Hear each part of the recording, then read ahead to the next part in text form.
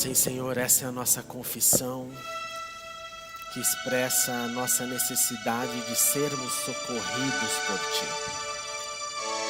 E nós sabemos que, como salmista, podemos olhar, elevar os nossos olhos e pedir socorro. E o Deus que tem todo o poder há de nos socorrer.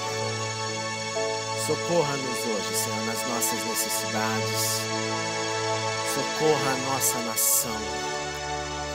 Socorra este planeta, Senhor, que carece da intervenção do Altíssimo. Sim, a natureza geme, os povos sofrem e carecemos do socorro que vem do Senhor. E usa-nos, Senhor. Usa-nos, o Teu povo. Gente que foi alcançada pelo Teu amor, socorrido pela Tua graça. Usa-nos, Deus. Não para vencer o mal com o mal, mas vencer o mal com o bem. E assim também sermos embaixadores do Teu socorro na terra. Receba, Senhor, a nossa adoração. E continue conosco, pois aqui estamos reunidos em Teu nome. E declaramos a nossa necessidade de Ti. E oramos em nome de Jesus. Amém e amém. Glória ao Senhor. Ainda em pé, meus irmãos, abra sua Bíblia comigo na carta de Paulo aos Colossenses, capítulo 3. Bom dia a todos. 3, verso 12 e verso 17.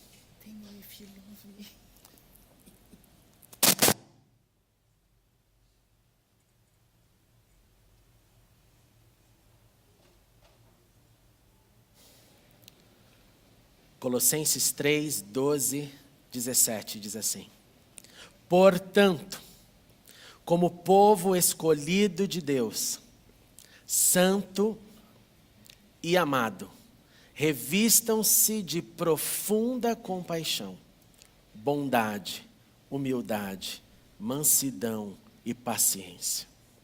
Suportem-se uns aos outros e perdoem as queixas que tiverem uns contra os outros. Perdoem como o Senhor lhes perdoou. Acima de tudo, porém, revistam-se do amor, que é o elo perfeito. Que a paz de Cristo seja o juiz em seus corações, visto que vocês foram chamados a viver em paz, como membros de um só corpo. E sejam agradecidos. Habite ricamente em vocês a palavra de Cristo, ensinem, aconselhem-se uns aos outros com toda a sabedoria e cantem salmos, hinos e cânticos espirituais com gratidão a Deus em seus corações.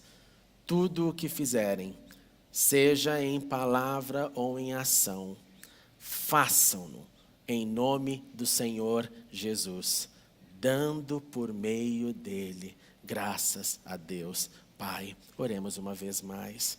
Continue conosco, Senhor. Continue falando, abrindo o nosso entendimento e demonstrando o Teu amor.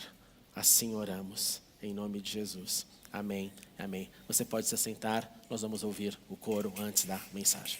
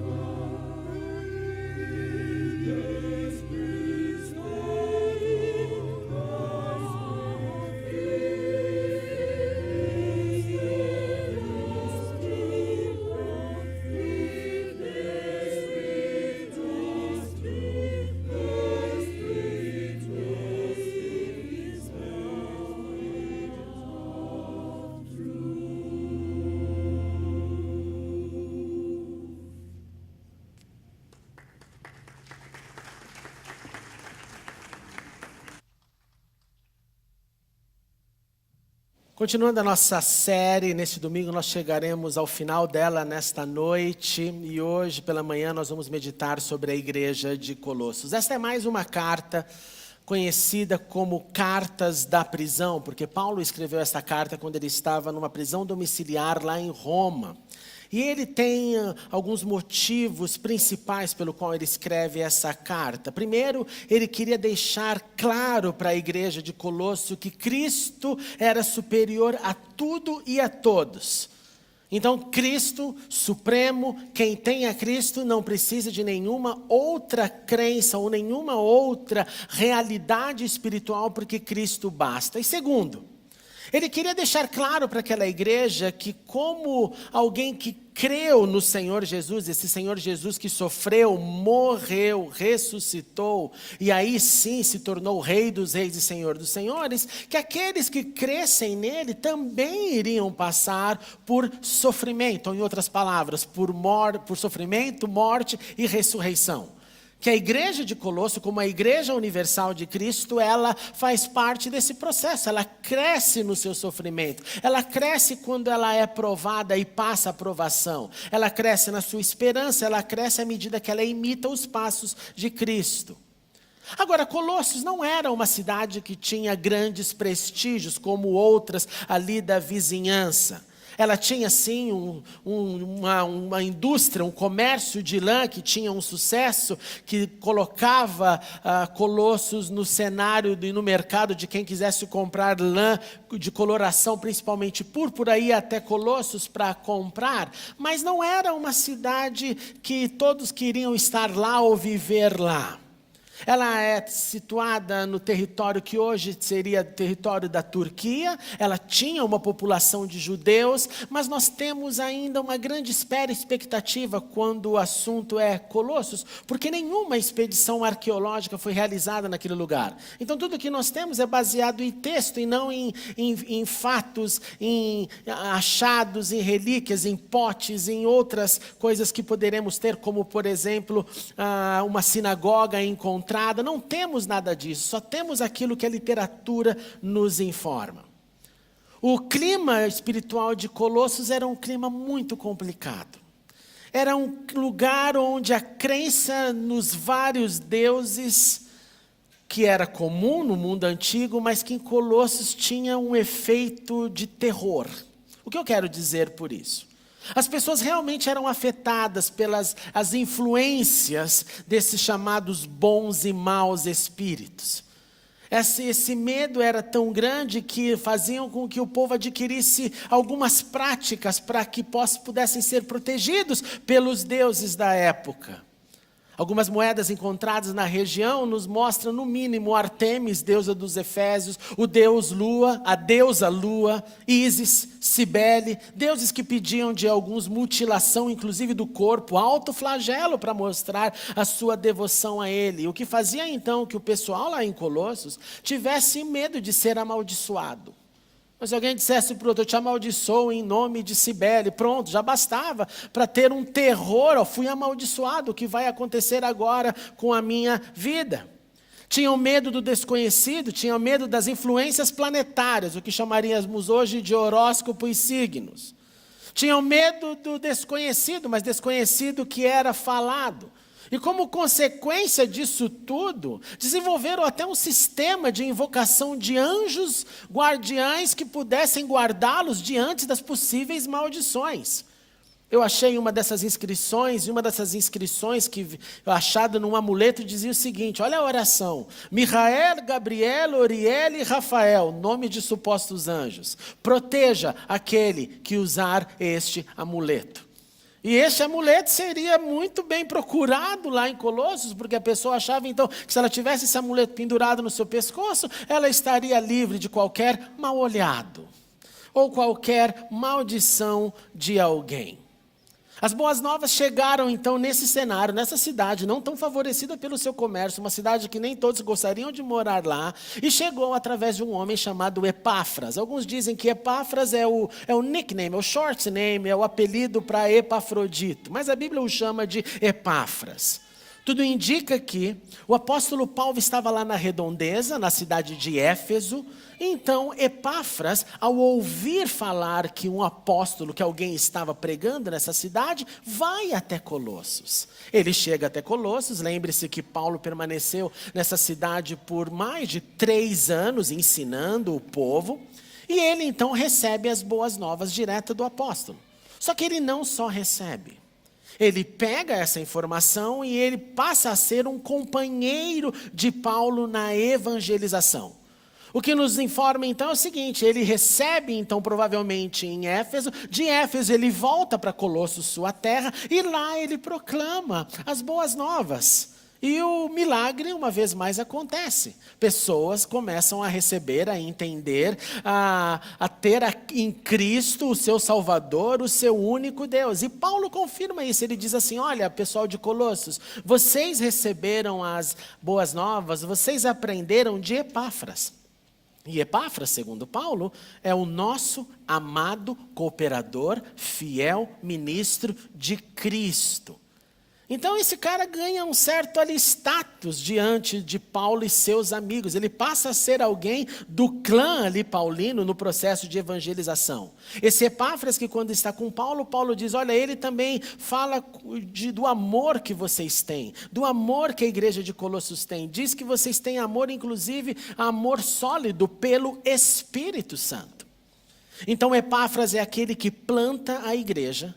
E em um determinado momento se encontra com o apóstolo, e neste encontro ele fala o que está acontecendo na igreja de Colossos. Não só as coisas boas, como isso que Paulo diz, o amor que vocês têm pelo Espírito, mas fala também dos dramas. Então Epáfras está pedindo ajuda para que Paulo escreva e dê a instrução àquele povo. Aquele povo que incluía então alguém conhecido por você. Filemon, aquele que Paulo escreve a sua carta, também é alguém de Colossos. Também é alguém que está lá nesse meio, nesse contexto. É alguém que provavelmente quando Paulo enviou a carta então de Filemon, provavelmente os mesmos emissários enviaram também a carta aos colossenses. E lá, onde igrejas, casas se reuniam, lá onde lutavam com o não viver em uma cidade muito próspera, lá, diante de toda a pluralidade e medo de deuses que eu já citei, a igreja estava vivendo um grande problema. Qual era esse problema? A resposta é em uma só palavra. Eles estavam vivendo o drama do sincretismo. Paulo começa a nos mostrar isso quando ele diz no capítulo 2, verso 8, tenham cuidado, Colossos, para que ninguém os escravize com filosofias vãs e enganosas, que se fundamentam nas tradições humanas, nos princípios elementares deste mundo e não em Cristo. Tomem cuidado, pois em Cristo habita corporalmente toda a plenitude da divindade. Paulo está dizendo, não há espaço para nenhum Deus, nenhuma divindade, nada. Deus, Ele que é quem enviou a Cristo, e Cristo que é a imagem do Deus invisível, Cristo que é o primogênito de toda a criação, nele, escutem isso, foram criadas todas as coisas nos céus e na terra, tudo o que vocês enxergam, tudo o que é invisível, todos sejam tronos, soberanias, poderes, autoridades, tudo foi criado por Ele. Colossos, não se equivoque. Não há outras dimensões de espiritualidade que devem influenciar a vida de vocês. Este Cristo, escreveu Paulo, é o cabeça do corpo, que é a igreja. Ele é o primogênito dentre os mortos. É Ele que tem as supremacias. Em outras palavras, Paulo estava dizendo, Colossos, retire do seu pulso a pulseira do Senhor de Bonfim. Retire os seus amuletos, retire os seus santinhos protetores, retire as proteções que vocês estão buscando. Pare com não me toque, pare com simpatia, isola, madeira, isola, falamos junto. Tire todo esse negócio. Vocês não se lembram, vocês morreram com Cristo. Esses são princípios elementares de cultura, de invenções, de crendices. que tem ali o seu espaço na sociedade, infelizmente, para quem não se encontrou com o que é supremo. Não tenham medo de se alguém falar para você, eu te amaldiçoo. Não tenham medo se alguém falar para você, eu vou fazer um trabalho lá no centro e vou pôr o seu nome, você nunca mais vai casar, porque não tem. Isso é uma constante, às vezes eu tenho que responder esse tipo de pergunta. Pastor, o meu ex-namorado começou agora a namorar com uma menina, aí ele deixou ela e voltou para mim. Eu falei, que bom, você está feliz então? Não estou feliz, estou com medo, porque agora a ex-namorada diz que vai levar o meu nome lá e vão fazer um trabalho pesado para mim, para me destruir. Minha filha, nós estamos falando aqui de Deus ou do diabo? Porque se o teu negócio é com Deus, a sua conversa com Deus já bastou. Deixe o diabo falar o que quiser, fazer o que quiser. Deixe os seus servos fazerem os seus trabalhos. Vai para a encruzilhada, vá para o inferno, vá para onde quiser. Porque Cristo basta. Porque Cristo é superior a tudo. Então Paulo estava dando uma advertência dura num cenário, um cenário pesado, e deixando claro, gente, em Cristo está tudo. Olha, isso era um mistério, esse mistério estava oculto em muitas épocas, em muitas gerações, mas pessoal de Colossos, foi revelado, foi manifestado. Deus revelou Cristo em nós, esperança da glória. E basta, e ponto final. Então entendam, se vocês entenderam que Cristo morreu e que você morreu com Ele, que Cristo ressuscitou e você ressuscitou com Ele, você foi ali colocado no batismo, você foi imerso nas águas, naquele símbolo, você estava morrendo com Cristo, ressuscitando com Cristo. Basta, não adianta nenhuma outra realidade. Morro e ressuscito com Ele. E aí o que me resta então, se não tenho que viver com medo, se não tenho que viver com simpatias, se não tenho que viver com crendices, se não tenho que viver com rezas de anjo faz isso e anjo faz aquilo outro. E gente, não se equivoque, está cheio disso no mundo chamado evangélico, está cheio disso, está cheio de gente que é mais especializa em anjo do que na Bíblia. Está cheio de gente que de sal grosso a colocar papel do que pede no pé para marchar em cima e declarando. Da onde tiraram isso eu queria saber. Porque da minha Bíblia, da Bíblia que você tem nas mãos, não foi. Então isso é algo comum. Isso é algo que virou aí um apego, uma realidade. E o brasileiro que vive num lugar extremamente cheio de sincretismo, combinação de religiões, adora isso. Se eu colocasse aqui uma placa do próximo domingo, domingo do descarrego, com entrega de sal grosso, com entrega de libertação, o portal da igreja vai ser um portal oficial do reino, e quem passar por ele vai estar liberto. Venha, traga, ixi, a lotação ia ser impressionante. Porque as pessoas gostam desse negócio. O brasileiro adora esse negócio. Você falar isso com o inglês, ele vai olhar para você e falar, I'm not sure, eu acho que não, está estranha essa conversa. Mas nós gostamos desse apelo. Tem gente que chega para mim e fala, não, eu quero igreja de poder. O que é poder, irmão? A resposta desse poder é sincretismo. Tem que ter alguém lá rodando a baiana cristã, tem que estar nada contra, ama a Bahia, tem que ter alguém fazendo alguma mandinga, tem que fazer alguém dando alguma coisa, algum totem, algum amuleto, alguma coisa, para o camarada pegar e falar, agora aqui está o poder. Tem que pôr o copo d'água benzido para benzer e para curar, senão não é poder. E Paulo está dizendo, poder é Cristo em nós. Você quer poder, imite a Cristo. Você acha que é pouco? Se você acha que é pouco, é que você não entendeu ainda o que Cristo nos chama para fazer. Esse Cristo que olha para a gente e nos chama, e Paulo vai começar então a destrinchar esse negócio. Vocês estão achando que é pouco, né? Vocês estão precisando de um alto flagelo, vocês querem cortar as costas. Então, peraí, Cristo manda que morra da natureza de vocês, está lá no capítulo 3, toda a imoralidade, toda a impureza, toda a paixão, todos os desejos maus e ganância que é a idolatria, que isso é seguir a Cristo. Não basta, é fácil fazer isso. Olha, vocês praticavam isso, vocês viviam nisso, mas agora abandone. Aí ele recheia a lista ainda mais para quem achou que é pouco. Viver com Cristo é viver longe da ira, da indignação. Já se sentiu indignado? Estou indignado. Se livre disso, se livre da maldade, se livre da, olha que termo maravilhoso, maledicência. Você já falou mal de alguém? Ou foi só eu que falo mal de alguém? Porque eu falo, viu? Tem vezes que não dá para aguentar. Se livre da linguagem indecente do falar. Não basta então Cristo? Então ele coloca um pouquinho mais, ele fala assim, ó, eu acho que tem alguns, é só alguns, não são muitos não, que mentem, né? Então não mintam, tá? Não mintam. Nunca vou me esquecer, num dia que chegou uma irmã para mim e falou assim, pastor, a gente tem que confessar os pecados uns aos outros. Eu falei, tem, irmã? Ela falou, olha, é porque pastor, fala a verdade, pastor? Você também é super mentiroso, não é? Eu olhei para ela e falei, irmã, pastor, eu não sabia nem o que dizer. Eu falei, você está me dizendo então que você acredita que viver com a mentira é o normal, é a grande verdade? Ela, claro.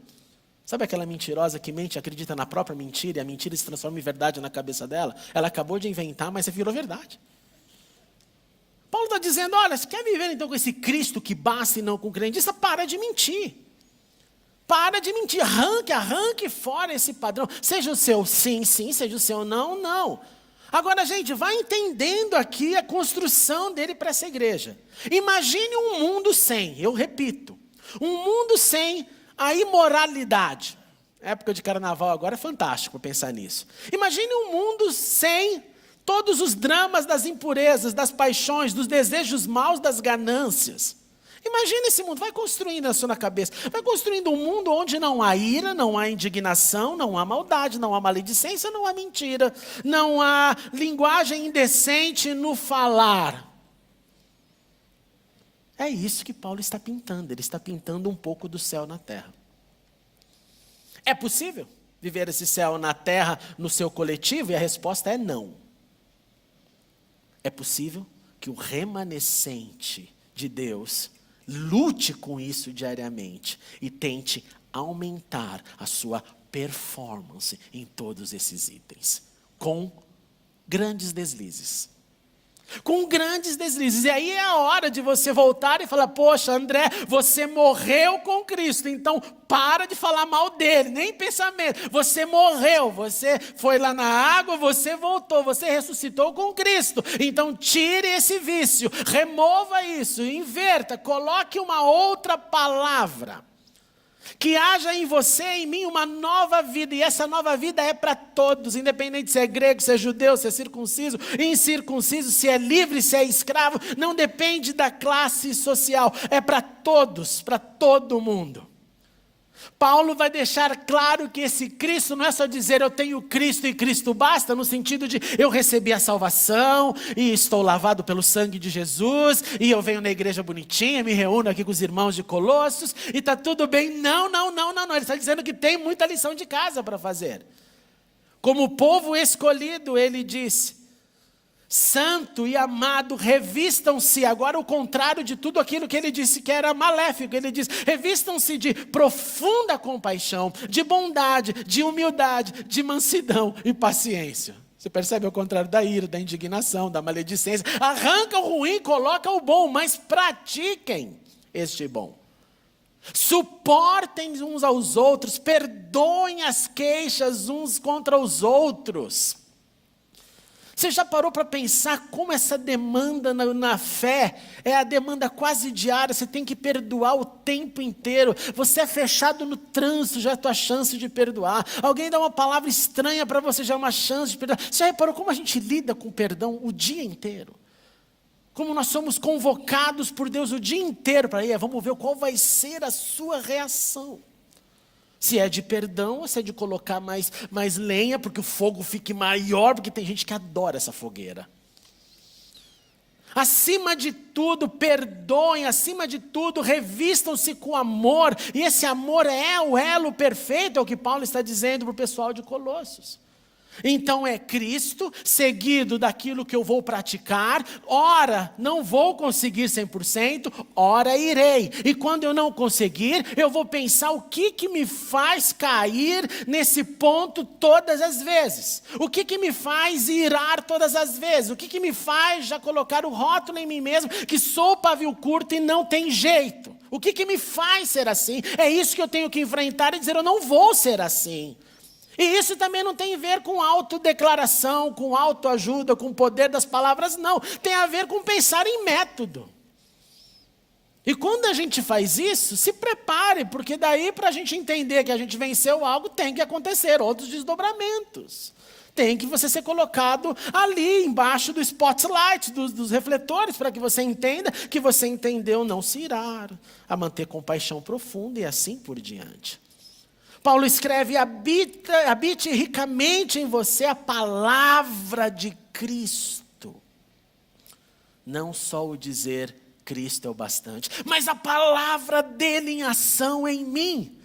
E aí ele nos dá aqui uma dica que às vezes nós não percebemos, mas ele fala daquilo que tinha na igreja de Colossos. Ele diz, e além disso, de aconselhar uns aos outros, de falarem uns com os outros, de darem suporte uns aos outros, ele usa a música, ele diz, cantem salmos, cantem hinos e cantem cânticos espirituais.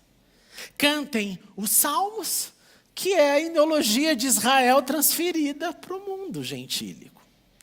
Cantem hinos, que são as expressões que estão sendo feitas agora na igreja, em Colossos, em Corinto, em Gálatas. Cantem.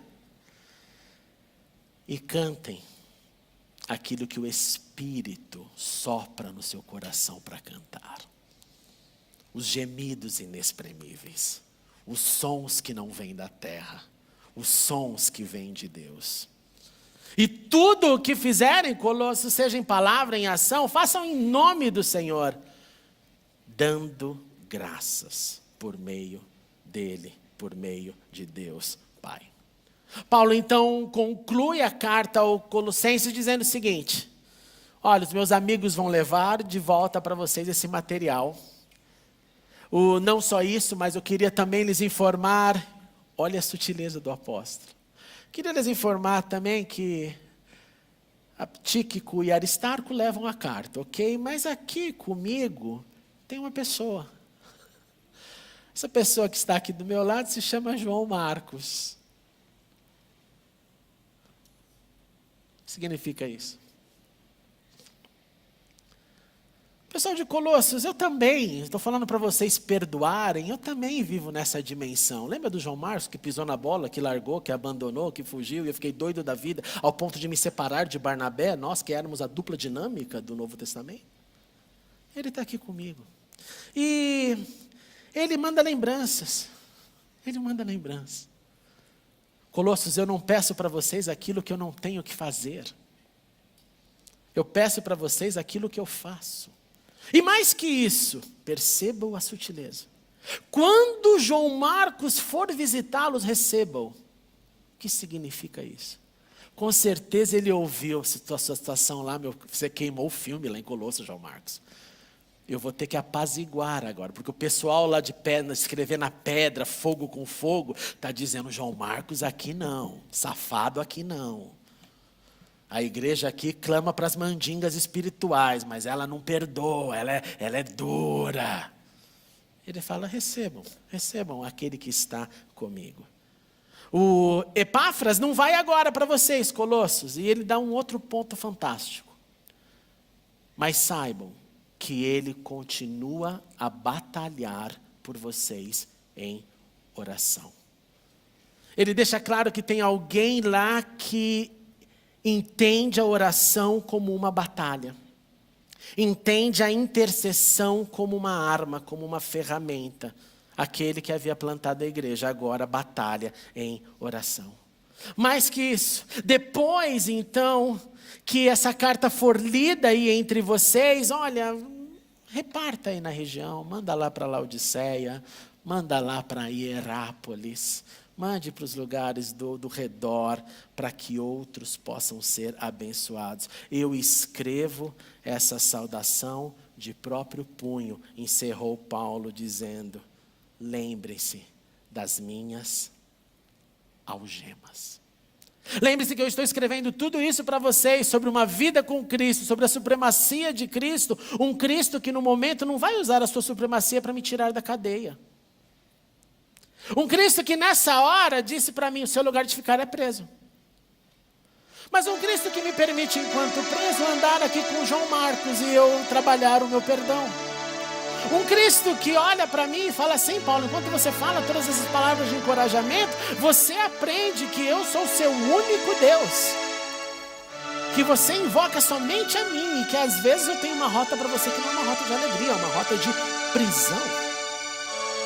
A pergunta que eu faço para nós uma vez mais, meus irmãos, é com que nos parecemos com a igreja de Colossos? E eu te pergunto, e seja sincero, você carrega algum sincretismo? Você inventou alguma mistura de fé que não é bíblica, mas que rege a sua vida? Você desenvolveu algum medo e agora por esse medo daquela realidade que te falaram ou que você viu em algum lugar, você simplesmente se submete não olhando para a palavra e não entendendo que a palavra, que Cristo já nos libertou de todas essas filosofias vãs, desses princípios elementares? Você não sai de casa sem conferir Capricórnio, Leão, Gêmeos e por aí vai. Porque não, hoje é muito perigoso, hoje não dá, hoje eu não vou falar. Você está com um amuleto, simpatia, ou faz aquela que os crentes adoram fazer. Senhor, o Senhor conhece a minha dificuldade com a Bíblia na mão. O Senhor sabe o que eu estou passando e abre lá o texto. Fala comigo agora, pelo amor de Deus. E tem gente que não só abre, bate o dedo fica virando, fala Senhor, fala Senhor.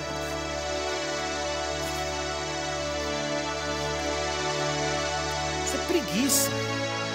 Vai ler a Bíblia, meu. Vai ler a Bíblia. Vai ler a Bíblia. Aquele livro lá, sabe, fica fechado lá. Abre durante a semana e leia. Não deixa só para o domingo.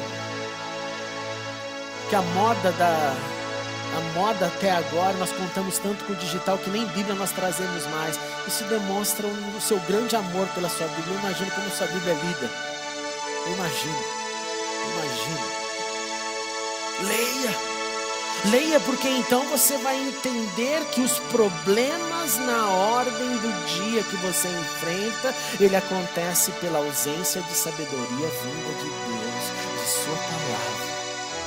Problemas em sua casa, porque você não entendeu o evangelho de Jesus em sua casa. Você não entendeu que Cristo é suficiente para tudo e para todos. Problemas emocionais porque não entendeu que o coração deve ser guardado acima de tudo, que a palavra tem que me nutrir para lidar com os dramas que afetam o meu coração e eu crescer no meu relacionamento com Deus e dizer para o meu coração: você não me sequestra mais. Não sou sequestrável pelas emoções, sou sequestrado pela fé em Cristo. E a fé nele me basta. Problemas por não deixar a espiritualidade de Cristo nos guiar em todas as circunstâncias. Não só quando tudo está bem. Paulo conclui dizendo: tudo o que fizerem, façam de todo o coração como para o Senhor e não para homens, sabendo que receberão do Senhor a recompensa da herança.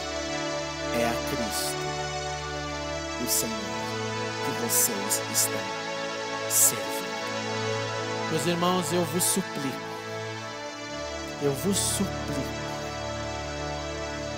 estude a palavra que Deus colocou nas tuas mãos. Eu li uma pesquisa essa semana nos Estados Unidos do colapso das igrejas liberais e do avanço das igrejas bíblicas. O colapso das igrejas que estão dizendo: podemos tudo no que me fortalece, inclusive todas as loucuras. Porque os jovens estão sendo engolidos pela quantidade de informação que existe. As igrejas que estão voltando ou mantendo a Bíblia graças a Deus, essa pesquisa revela que essas estão crescendo. Essas estão crescendo. E eu te suplico, se esforce no seu aprendizado. Se esforce para saber mais hoje do que ontem. Se esforce para viver mais.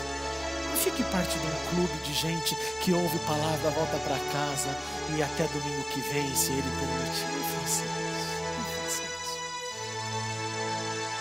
Mas deixa a palavra dele crescer. E você vai ver, não que os problemas irão diminuir, mas que você vai lidar muito melhor com eles.